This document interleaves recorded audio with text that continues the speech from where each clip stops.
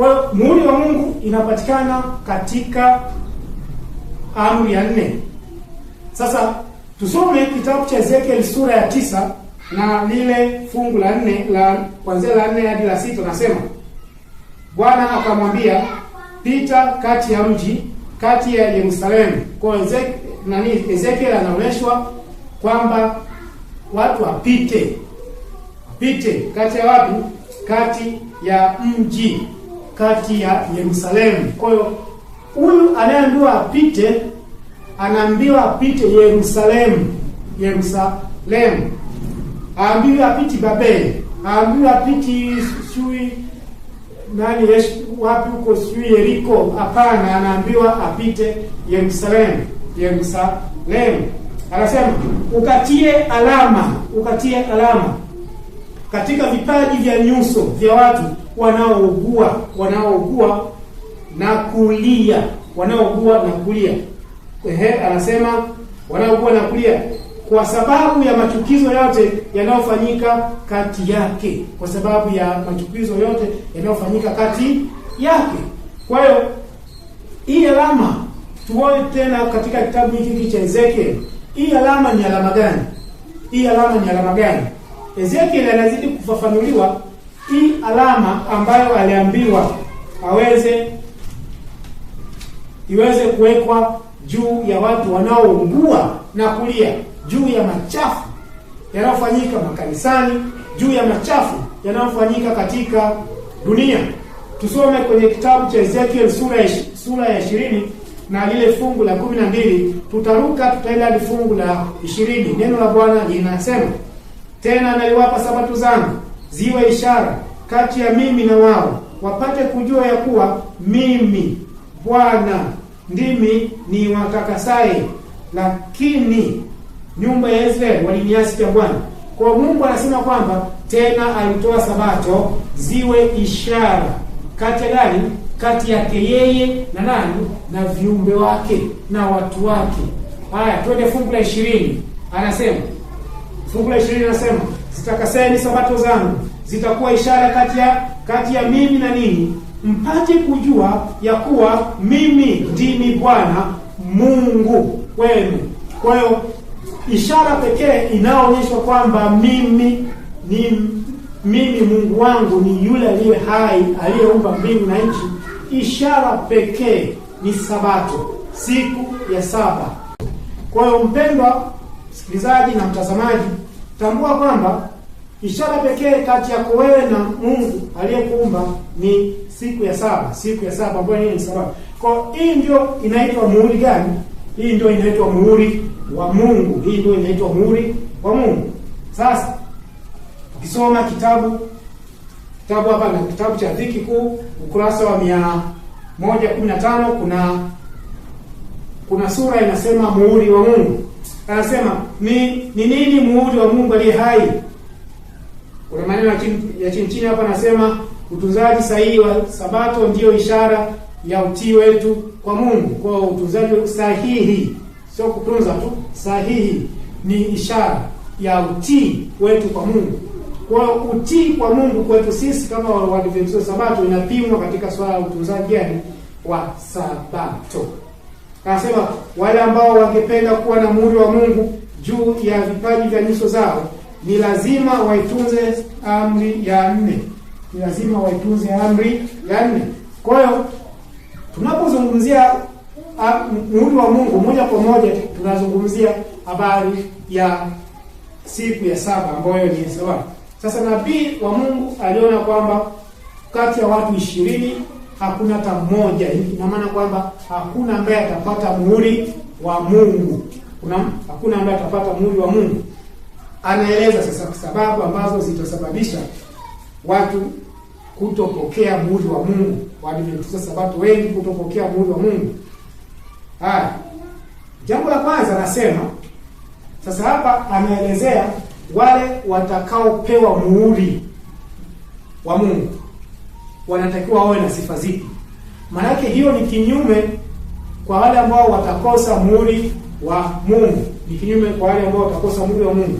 Anasema wale watakaotiwa muhuri, anasema watakuwa na tabia kamilifu, watakuwa na tabia kamilifu.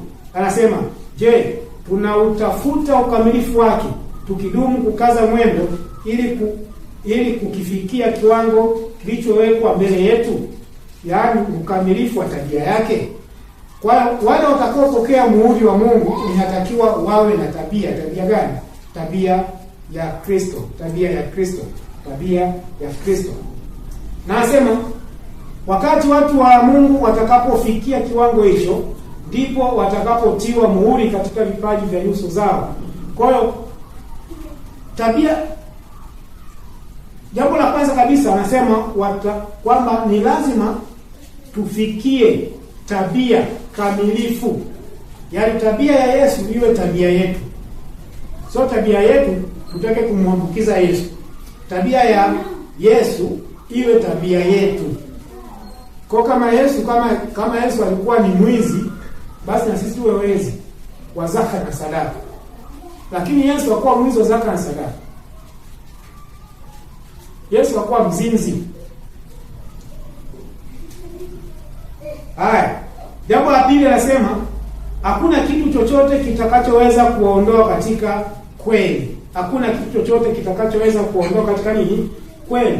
Anasema mara tu watu wa Mungu watakapokuwa wametiwa muhuri katika vipaji vya nyuso zao, si muhuri au alama yoyote inayoweza kuonekana kwa macho, bali ni kule kutulia katika kweli.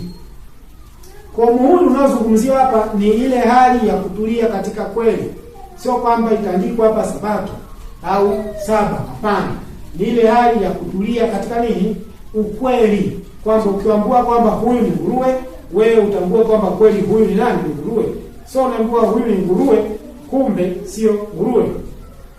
Kwa hiyo maana ya kutulia katika kweli ni kwamba hiyo ndio muhuri wa Mungu, kwamba dangano lolote likija, wewe uwe na uwezo wa kuweza kupambanua. Sasa kinachokusaidia kupambanua kwamba huu ni ukweli au ni uongo ni Roho Mtakatifu anayekaa ndani yetu. Sasa ikiwa tuna Roho Mtakatifu hajakaa ndani yetu, ina maana kwamba atakaye tuongoza ni roho wa Shetani. Kwa kuna hatari kubwa sana ya kukosa Roho Mtakatifu. Anasema jambo la tatu anasema wanafanana na Kristo. Wanafanana na Kristo. Kwa hiyo nabii wa Mungu anasema kwamba ni lazima pia tufanane na nani? Na Kristo. Jambo la kwanza, watakuwa na tabia kamilifu. Jambo la pili, yani tunatakiwa tuweke neno la Mungu kichwani, roho nabii kichwani, kwamba ikija danganyo lolote, ikija fundisho lolote, tuseme hii ni kweli, hii ni nini? Ni uongo. Sasa mara nyingi sisi tunapokea tu one voice. Haya, endelee na hiyo voice taona. Kwa hiyo ni lazima tutulie katika ukweli, kwamba huu ni ukweli, huu ni uongo, ni uongo. Kwa hata madanganyo yatakapokuja tutaweza kupambanua. Sasa shida hatusomi, shida hatutaki kujifunza.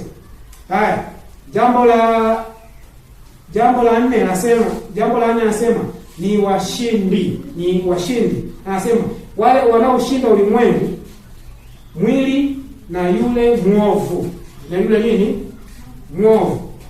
Watapendelewa kwa kupokea muhuri wa Mungu aliye hai. Anasema ni lazima wawe washindi. Lazima wawe nini?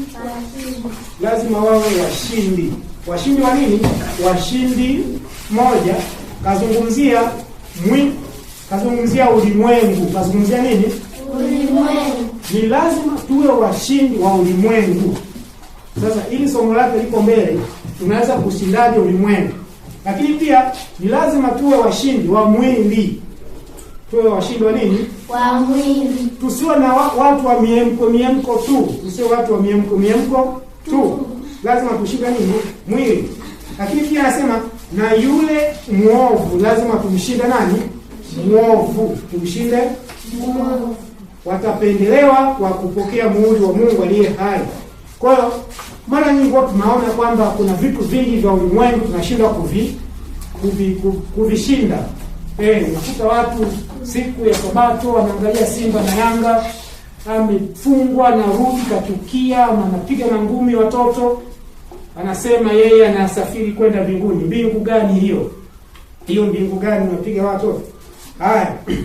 Lakini pia lazima tushinde mwili, tamaa za nini? Za mwili. Lakini pia lazima tumshinde nani? Yule mwovu.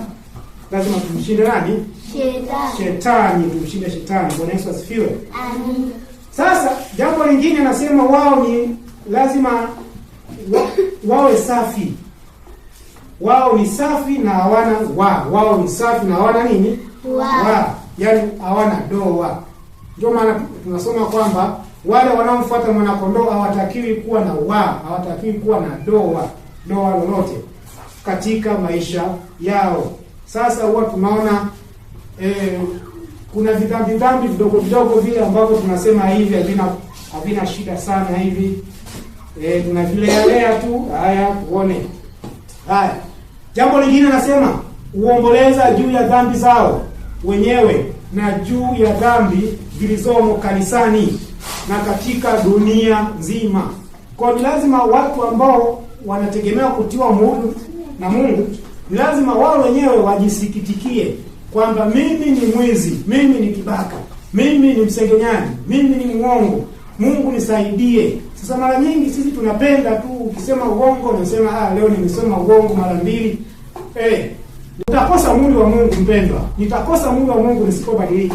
Kwa Mungu anataka tubadilike, tujichunguze, tusikitikie dhambi zetu, tuzunikie dhambi zetu, kwamba ili tuweze kupewa mwili wa Mungu ni lazima sisi wenyewe tujisikitikie dhambi zetu, lakini pia na dhambi za watu wengine katika kanisa, lakini pia na ulimwengu mzima. Kwa ni lazima tuwe tunaomboleza. Lakini pia ni lazima tujifunze neno la Mungu. Biblia takatifu hii roho nabii ikae wapi? Kichwani. Ili tujue kwamba hili ni la uongo, hili ni nini? La ukweli, hili ni la ukweli. Lakini pia ni lazima tufanane na nani? Na Kristo. Unajua Petro kuna wakati aliambiwa Bwana, hata kuongea kwako ni kama nani? Ni kama Yesu. Hata kutembea kwako alijitahidi kujificha, lakini wakasema Bwana, wewe ni mmoja wako. Sasa mara nyingi sisi tukitembea tunasema mbona unatembea kama unaruka matuta? Mbona unatembea kama unacheza sengeli?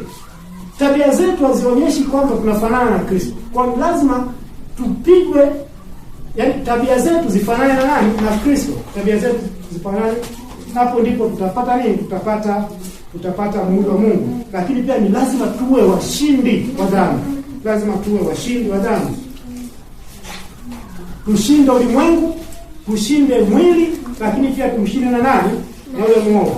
Alafu inatakiwa tuwe safi, tusiwe na mbingu inapotutazama ione kabisa kwamba Justini ni mwinjilisti anahubiri, ana doa, ana dhambi katika vitabu vya kumbukumbu. Dhambi zake zote zimesitiriwa. Kwa hiyo huyu atapata upendeleo. Lakini pia anasema ni lazima tuomboleze, tuhuzunike juu ya dhambi zetu. Tuhuzunike juu ya dhambi zetu. Kwa hiyo katika sehemu hii tunaona kwamba Mungu anataka hivi vitu vyote hivyo ambavyo tumeviona ni lazima tuwe nini? Tuwe makini. Kwa hiyo watu wengi watakosa mwili wa Mungu. Kwa nini? Kwa sababu hatuna tabia ya nani? Ya Kristo. Hatuna tabia ya Kristo. Watu wengi watakosa mwili wa Mungu kwa sababu gani? Hatufanani na nani? Na Kristo. Watu wengi watakosa mwili kwa sababu gani? Hatujashinda ulimwengu, hatujashinda mwili, hatujashinda nini? Hatujamshinda huyu mwovu. Lakini pia watu wengi watakosa mwili wa Mungu kwa sababu sio safi, sio wasafi. Dhambi zetu bado zingali zikidumu katika vitabu vya kumbukumbu. Wakati Bwana anataka vitabu hivi dhambi hizi ziweze kuungana. Lakini pia watu wengi watakosa mwili wa Mungu kwa sababu wanafurahia dhambi. Wanafurahia nini? Dhambi.